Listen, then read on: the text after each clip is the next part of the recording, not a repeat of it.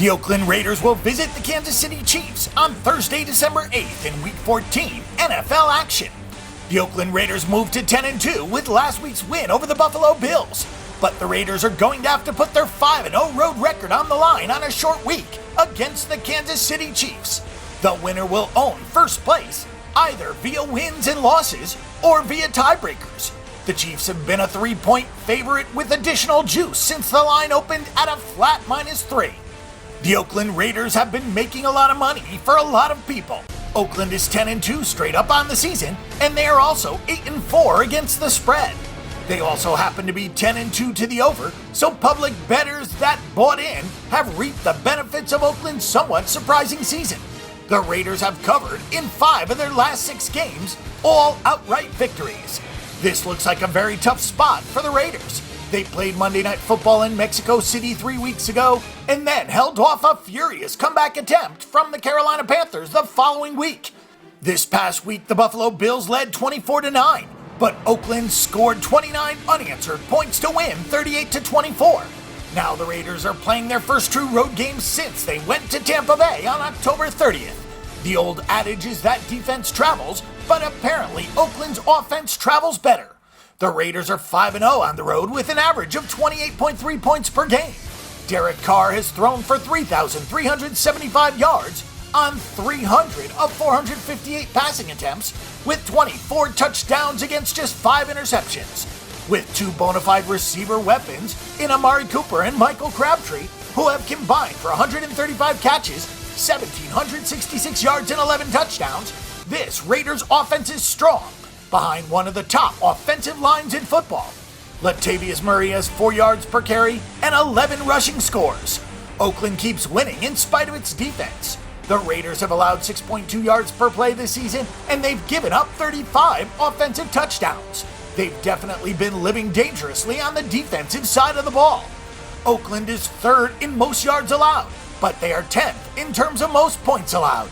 21 takeaways have been the big difference. The Raiders have only outgained opponents by 50 or more yards 3 times this season, but they are plus 12 in turnover margin, so that has made the difference.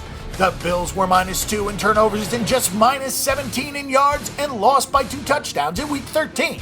At what point does regression catch up with the Oakland Raiders? The Kansas City Chiefs are a really underappreciated team this season. Maybe it's because their 6-5 against the spread record really does not jive with their 8-3 straight up record.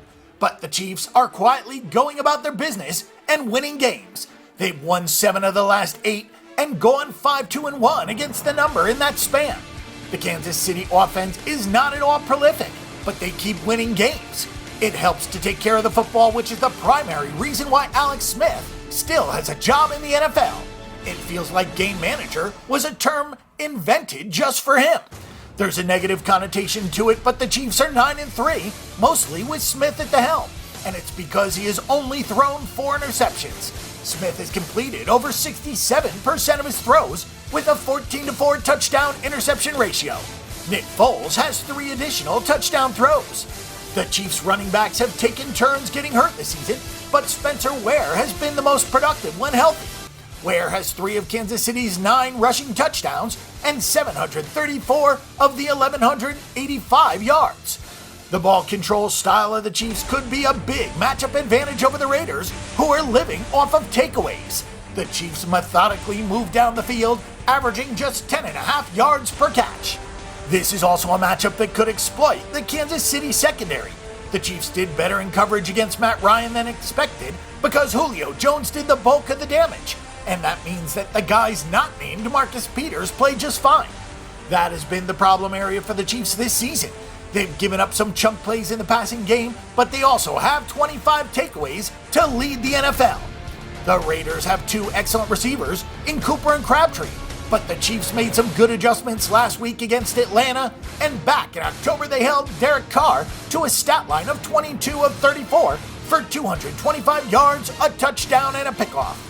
It seems like the -3 numbers could be going away, but some public money on game day might be nice enough to bring them back or lower the juice. Either way, you have to like Kansas City here with a short week, and some tough games recently for an Oakland team that appears to be overachieving in a pretty big way at this stage of the game. The Chiefs are a pretty uninspiring 9-3 team by a lot of metrics, but they're winning games, and this is one that they should win as well. Our pick and prediction is for the Kansas City Chiefs at -3. For our pick and prediction on this game and every other game this week, and a wealth of free stats and information, check out bangthebook.com.